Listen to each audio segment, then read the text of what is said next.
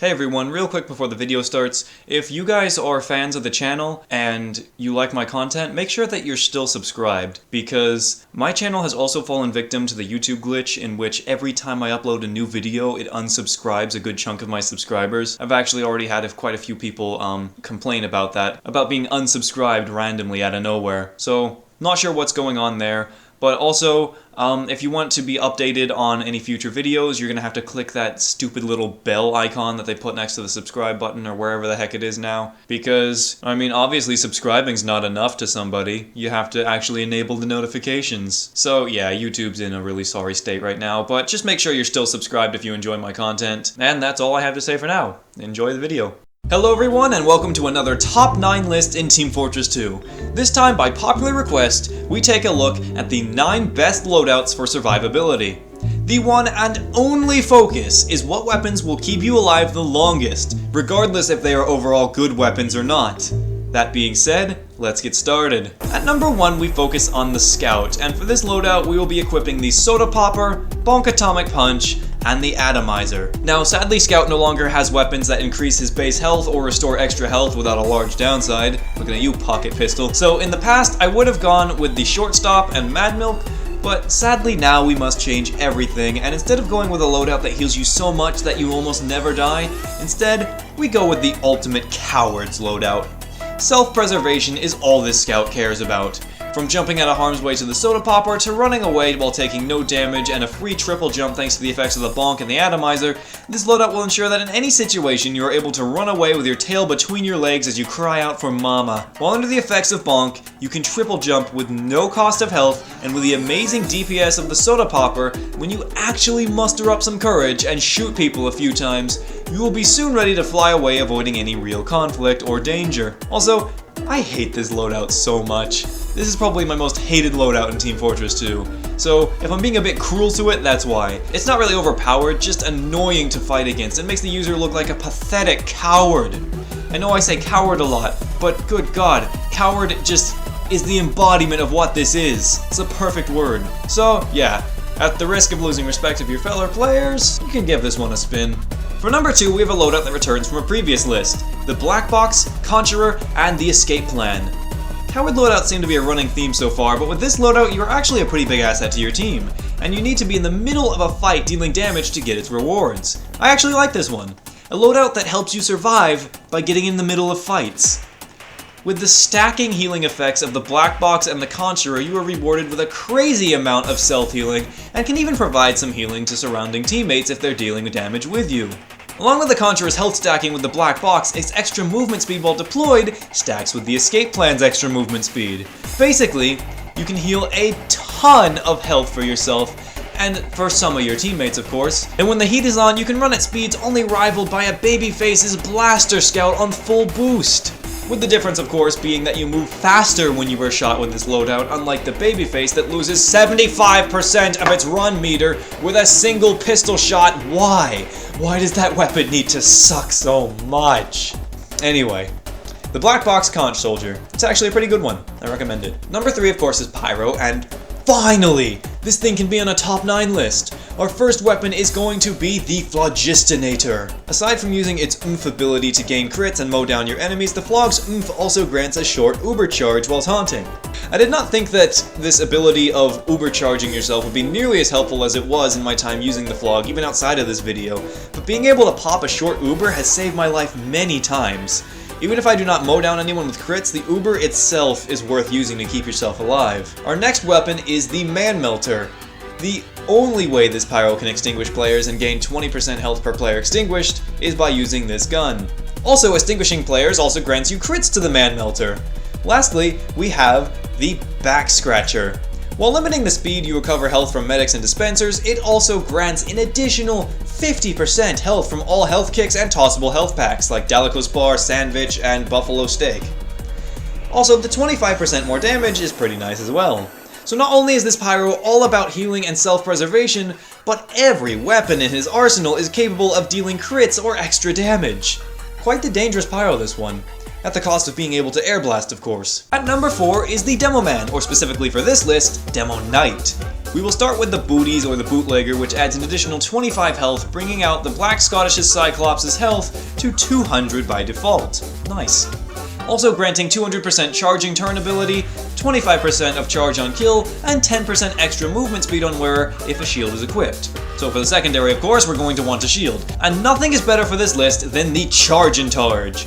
Granting 50% resistance to fire damage and 30% resistance to explosive damage, you are quite the tank already with your 200 base health. So, how can we make this even better? How about a sword that heals you on kill? No, not the Claymore. Oh god, no, not the Claymore. The Eyelander's nice, but it takes some health away at the start. No, we're going with a bit overused, but ever good, the Half Zatoichi or Zatoichi or whatever it's called, sue me. As a full Demo Knight, this weapon's downsides do not matter whatsoever, aside from random crits being absent. But as a trade-off for your random crits, you get a 37% longer melee range, and this sword heals 50% of your base health on kill. At the cost of your explosives, you become the ultimate melee-only tank. Well, aside from an Eyelander with full heads, but it only restores 25 health on kill after that, so we're sticking with the Zatoichi for this one. Number 5 is Heavy Weapons Guy.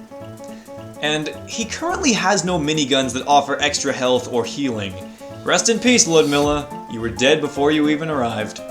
We instead focus on a gun that can deploy fast and is very mobile, making it much easier to retreat. The Tomislav. With a slightly faster spin-up than all the other miniguns, it also comes in handy with our next weapon. Or should I say snack? The Sandwich. Eating this thing will restore up to 300 health, but you are immobilized for a short amount of time while you eat your delicious, moist sandwich. So, if someone finds you mid-snack and you need to quickly deploy and fight to survive, there is no better gun than the Tomislav. Not better by much, granted, but good enough to have a noticeable difference. That 20% faster spin-up time could mean life or death. Now for melee, I was thinking the gloves are running urgently for retreating, but you take mini crits while you retreat, and why retreat when you have the most mobile minigun in the game? No, let's go with something that can deal a ton of damage and restore health. The Warrior Spirit. Granted, it also has a damage vulnerability of 30%, but with a 30% damage bonus and 50 health points on kill, I think it works out nicely for restoring health while waiting for your sandwich to come back, or while picking off oblivious players. Which, let's be honest, that's really where some of these weapons shine. At number 6 is the Engineer, and hear me out on this one. First is the Gunslinger, obvious choice, an additional 25 HP on wearing, but since we are dealing with mini-sentries and keeping them alive is not top priority, keeping you alive is, we need a gun that is reliable in a pinch and good under pressure. In fact, you could say, we need a gun that's good in a panic. The Panic Attack. Now hold on. Think about this. Listen to these stats and tell me this is not good for Battle NG and keeping him alive in a frantic retreat or a forceful attack. 50% faster reload time. Deploys 50% faster. 30% faster fire rate. Fire rate increases as health decreases. Holds up to 4 shells, and bullet spread increases as health decreases as well. Essentially making it so that if you're on very low health and you're panicking, you're gonna hit more of your shots. Hence, the name Panic Attack. The only effective way to use this is to have a panic attack. But no, since it's buffs, it's actually become quite the decent shotgun. Now, I'm not gonna pretend that this thing is not awkward as heck to use, but its gimmicks can be learned and gotten used to fairly quickly. And are there better shotguns for Engineer? Of course there are. But in terms of what is reliable in a sticky situation, the Panic Attack is probably the best shotgun for this list. Now for the final tool we are going to use in this loadout to maximize survivability, we take a look at the Short Circuit. Really only helpful in a retreat or attacking a Demoman or soldier while you have a team to back you up, but if you are hurt and running away from a soldier or demo, the Panic Attack is not going to help as they can keep a good distance from you and still deal great damage with their grenades and rockets. This is where you pull out your Short Circuit and just evaporate any incoming attacks. So Engineer's loadout for this list is not great, but it does help you keep you alive the longest. Moving on to Medic, and keep in mind that this list is for self-preservation, not what is the most helpful to your team. We first take a look at the Overdose! Once again, let me explain. I know a lot of you are going to start commenting, oh, but the Blood Soldier is so much better.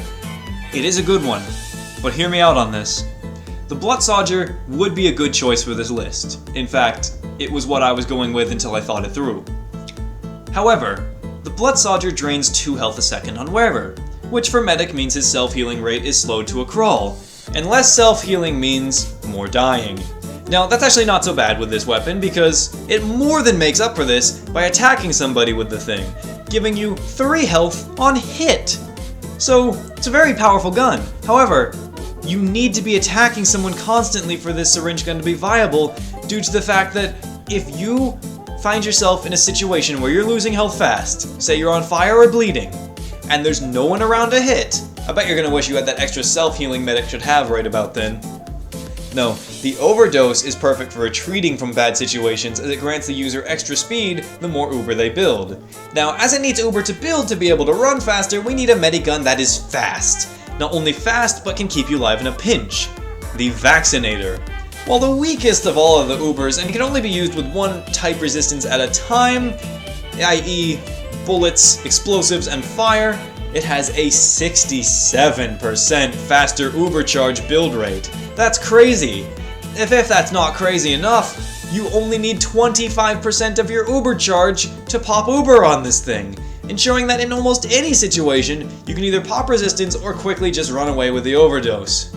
Still, say healing is more important than a quick escape in a situation. Your health is low, there are no health packs to be found, and there are no friendly medics. This is where the Amputator comes in. At its best, this melee can double your self-healing rate while you're holding it, and it can even be used to heal teammates if you find a safe place to stand while you heal yourself, also granting a small uber boost upon doing so, but it's nothing to write home about. Damage-wise, these are some of Medic's weakest weapons, but they will definitely keep the user alive as long as possible. On to Sniper at number 8. This one's pretty obvious, Darwin's Danger Shield. It offers 25 extra health points and bullet resistance. It makes this sniper a bullet sponge, in fact, so much so that he can survive headshots. It takes away 20% resistance to explosives, but with extra health it actually comes out about even. Melee is the Sahansha, with a 25% increase in damage when health is less than 50% of max, and of course 25% decrease in damage when health is more or equal to 50% of max health. It's another one of those the more hurt you are, the better this weapon does kind of things. Now, as for the rifle, we need a gun, because while the Huntsman is very mobile, we want to try and avoid danger, and the Huntsman is only good at mid to close range combat, so that's not going to work. So is there anything that will actually help Sniper survive more than usual? Any type of gun that can benefit him? Actually, yes.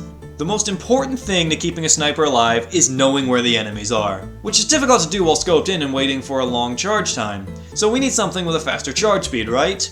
Well, not necessarily. How about the ability to fire without scoping at all, keeping the entire battlefield in your line of sight? Yep, no joke, the Classic is the #1 sniper rifle for this list. Its ability to no-scope speaks for itself. Granted, you need to fully charge a shot before you can do a headshot, but while watching the entire battlefield, and with the ability to jump out of harm's way, yes, you can actually jump while charging and not lose any of your charge. This gun ensures that you will see everything while staying out of harm's way, and it turns you into a pretty heavy camper, but hey, if it works. For the last loadout on this list, we focus on the Spy. The Spy will of course be using the Dead Ringer. Again! Someone please nerf this thing, I'm tired of talking about it in these top 9 lists.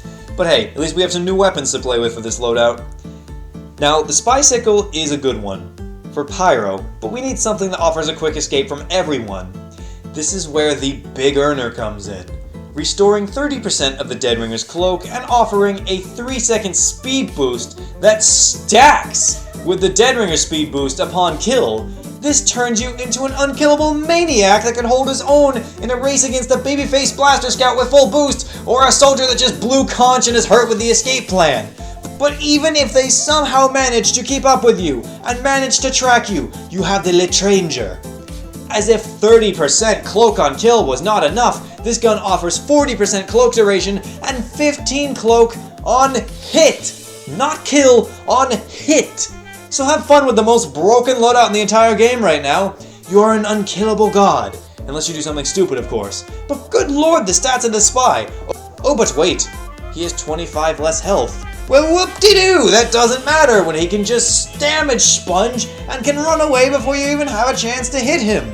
Also, the Dead Ringer is capable of restoring its cloak on its own with ammo packs. In fact, a full ammo pack will restore it instantly 99% of the time. So, every single aspect of this spy's loadout is about restoring the Dead Ringer and spamming it as much as possible and running away with your tail between your legs after a quick hit and run. You know, I think I actually hate this loadout more than the spy loadout on the top 9 most hated loadouts list. And that's saying something. Yeah, you know what? I am changing my mind. Put this one on the list instead. The only reason it was not on there to begin with is I hardly would hear any complaints about it, and they didn't realize how broken this thing was until using it. Well, I'm complaining about it now. Nerf it. Spy already got a movement speed buff. Why would they add 2 weapons that stack together and stack with his movement speed buff in the first place? I totally believe that he's Scout's dad. They both run fast and are no fun to fight against in-game. Okay, I'm done. Had to get that out of my system. These freaking spies, man. Freaking Gaben is just milking him. Anyway, thanks for sticking around this long. If you have any suggestions for a new top 9 list in TF2, let me know in the comments down below. And as always, like, comment, favorite, subscribe, all that stuff. It really does help me out, and I hope all of you enjoyed this video. And go on to have a great day. That's all I have to say for now. Peace. See, that's a sign of me not knowing how to end a video. I can get the middle work done, I don't know how to end it.